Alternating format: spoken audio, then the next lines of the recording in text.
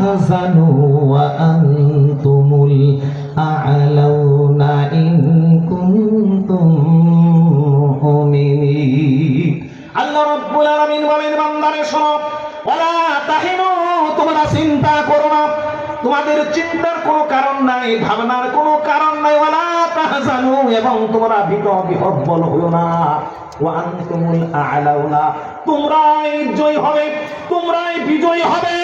সত্য হলো ইন কুনতুম মুমিনিন, যদি তোমরা মুমিন হতে পারো তাহলে তোমাদের চিন্তার কোনো কারণ নাই।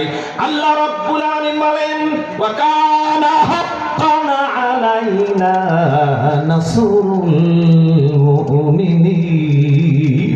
আল্লাহ রাব্বুল আলামিন বলেন, মুমিনদের সাহায্য করা আমি আল্লাহ রাব্বুল আলামিনের দায়িত্ব। জোরে বলেন সুবহানাল্লাহ। সুবহানাল্লাহ।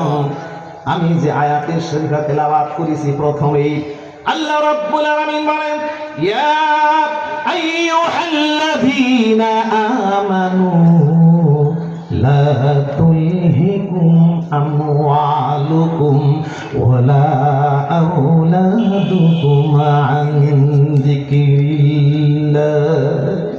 ইয়া আইয়ুহাল্লাযীনা আমানু, ও ঈমানদাররা, যারা তাওহীদ ছাড়া এবং আখিরাতের প্রতি বিশ্বাস স্থাপন করেছ, আল্লাহ প্রদত্ত নবী মুহাম্মদ রাসূলুল্লাহ সাল্লাল্লাহু আলাইহি সাল্লাম প্রদর্শিত জীবন বিধানের প্রতি যারা বিশ্বাস স্থাপন করেছ, লা তুলহিকুম আমওয়ালুকুম ওয়ালা আওলাদুকুম আন যিকরিল্লাহ।